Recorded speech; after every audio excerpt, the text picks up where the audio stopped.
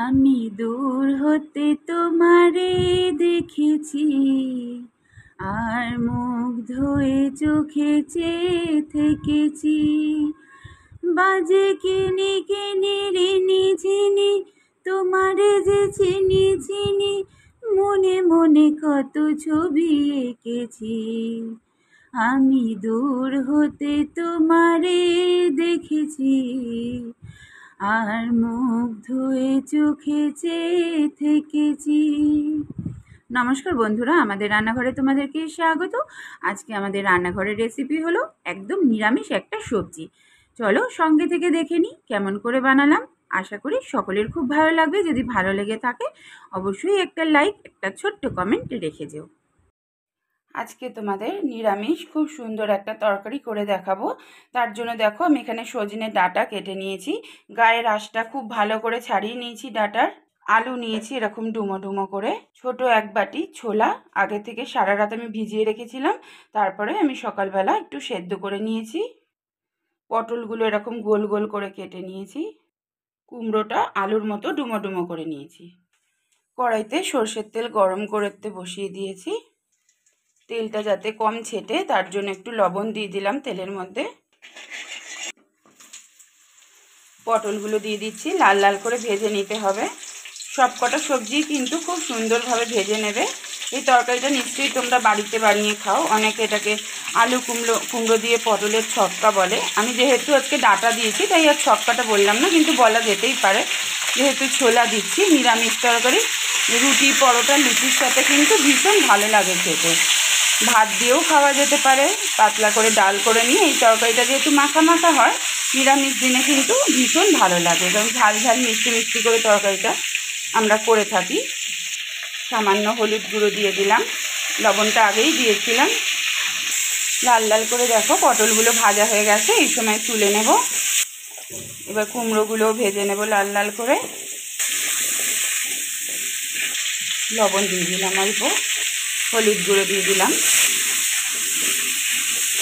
কুমড়োগুলোও দেখো লাল লাল করে ভাজা হয়ে গেছে, এবার আমি তুলে নিচ্ছি। সজনে ডাঁটাগুলো এবার ভেজে নেব লাল লাল করে।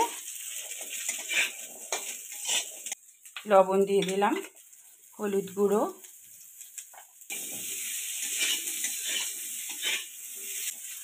সজনে ডাঁটাগুলোও আমার ভাজা হয়ে গেছে। দেখো এর থেকে আর বেশি ভাজবো না, এবার তুলে নিচ্ছি। এবার আলুগুলো ভেজে নেব। আগে যে তেলটা দিয়েছিলাম তাতে আমার 3টে সবজি ভাজা হয়ে গেছে। এবার আলুটা ভাজার জন্য আমি তেল দিয়েছি, আশা করি এই তেলে আমার রান্নাটাও হয়ে যাবে। পরিমাণ মতন লবণ দিয়ে দিলাম, হলুদ গুঁড়ো। আলুগুলোও লাল লাল করে ভেজে নিয়েছি, এবার তুলে নেব। ওই তেলের মধ্যেই সাদা জিরে আর 2টো তেজপাতা ফাটিয়ে দিয়ে দিচ্ছি ফোড়নের জন্য, আর একটা শুকনো লঙ্কা দিয়ে দিলাম। ফোড়নটা একটু খুব ভালো করে নাড়াচাড়া করে নেব ফোড়নটা থেকে গন্ধটা পর্যন্ত। 3টে টমেটো আমি ছোট ছোট করে কুচো করে দিয়ে দিলাম।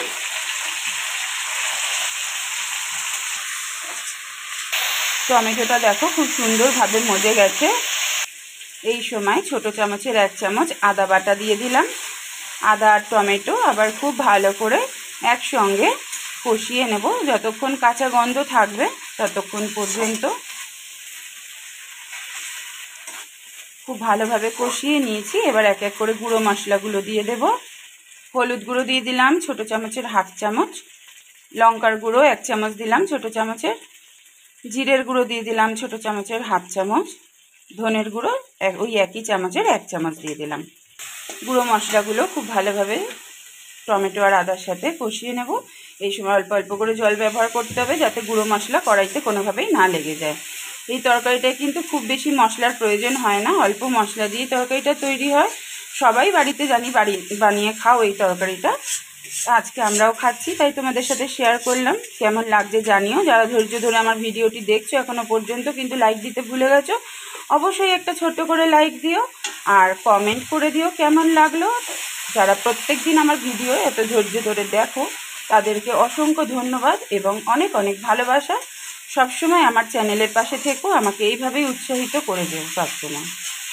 এই সময় পরিমাণ মতন লবণটা দিলাম, সব সবজিগুলোই লবণ অল্প অল্প করে দিয়ে ভেজেছি, তোমাদের দেখিয়েছি, তাই লবণটা বুঝেই ব্যবহার করতে হবে। পরে যদি লাগে তো চেক করে আবার দেব। মশলাটা খুব ভালোভাবে কষিয়ে নিলাম। এই সময় সেদ্ধ করে রাখা ছোলাটা দিয়ে দিলাম। ছোলাটাও খুব ভালো করে মশলার সাথে কষিয়ে নিতে হবে। তোমরা চাইলে নিরামিষ যেহেতু এর মধ্যে নারকেল কিশমিশ এগুলোও দিতে পারো। আমি যেহেতু ছোলা দিয়েছি তাই নারকেল কিশমিশটা দিলাম না। অনেকে হয়তো ছোলা খেতে পছন্দ করো না, তারা ছোলার বদলে ওগুলো দিতেই পারো। ছোলাটা 3-4 মিনিট মতন কষিয়ে নিয়েছি। এই সময় ভেজে রাখা আলুটা দিয়ে দেব। আলুটা খুব ভালোভাবে কষিয়ে নেব মশলার সাথে।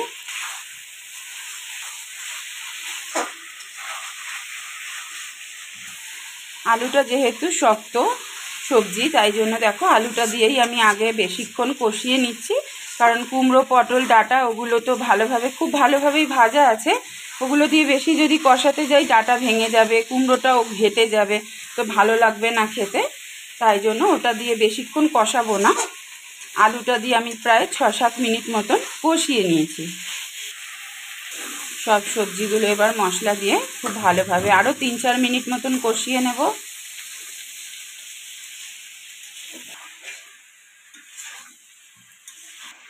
আরও 4-5 মিনিট মতন কষিয়ে নিয়েছি সমস্ত সবজির সাথে মশলা। এবার পরিমাণ মতন জল দিয়ে দেব।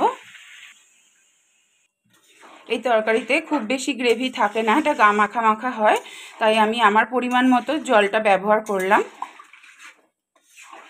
কারণ সমস্ত সবজি খুব ভালোভাবে ভাজা ছিল এবং কষিয়েছি প্রায় 10-12 মিনিট মতন সমস্ত সবজিগুলো, তাই যথেষ্টই সেদ্ধ হয়ে গেছে। প্রায় 75% মতো সেদ্ধ হয়েই গেছে। বাকিটুকু এবার ঢাকা চাপা দিয়ে দেবো, দিয়ে সেদ্ধ করে নেব। 6-7 মিনিট পরে ঢাকাটা খুললাম, ওপর নিচ করে একটু মিশিয়ে দিচ্ছি। সমস্ত সবজি প্রায় সেদ্ধ হয়েই এসেছে। এই সময় স্বাদ ব্যালেন্স করার জন্য ছোট চামচের 1 চামচ চিনি দিয়ে দিলাম। যেহেতু নিরামিষ তরকারি ডাঁটাও আছে, একটু চিনি না দিলে স্বাদ তো ভালো লাগবে না। চিনিটা ওপর নিচ করে একটু মিশিয়ে দিতে হবে। যে কোনো নিরামিষ তরকারিতেই কিন্তু চিনি দিলেই স্বাদটা ভালো লাগে খেতে। আমি একটা ভাজা মশলা ঘরে তৈরি করে রেখেছিলাম, সেটা আমি দিয়ে দিলাম। ছোট চামচের 1.5 চামচ মতন। এর মধ্যে তেজপাতা, সাদা জিরে, গোটা গরম মশলাও আছে, আর একটু মৌরি আছে। শুকনো খোলায় ভালো করে নেড়ে ঠান্ডা করে মিক্সিতে গুঁড়ো করে রেখেছিলাম। এই ভাজা মশলাটা আমার কাছে করা থাকে, যে কোনো নিরামিষ তরকারিতেই এটা দেওয়া যায় যেহেতু। তো আমি যেহেতু ভাজা মশলা দিয়েছি তাই গরম মশলাটা দিলাম না। তোমাদের কাছে যদি ভাজা মশলা না থাকে এর বদলে তোমরা গরম মশলাটাও দিতে পারো। আরও 2-3 মিনিটের জন্য ঢাকা চাপা দিয়ে দিলাম। 3 মিনিট পর ঢাকা খুলে দিলাম। তরকারিটা আমার পুরোটাই রেডি হয়ে গেছে। দেখো সবজিগুলো কিন্তু খুব সুন্দরভাবে সেদ্ধ হয়ে গেছে, তেলও ছেড়ে দিয়েছে তরকারি থেকে।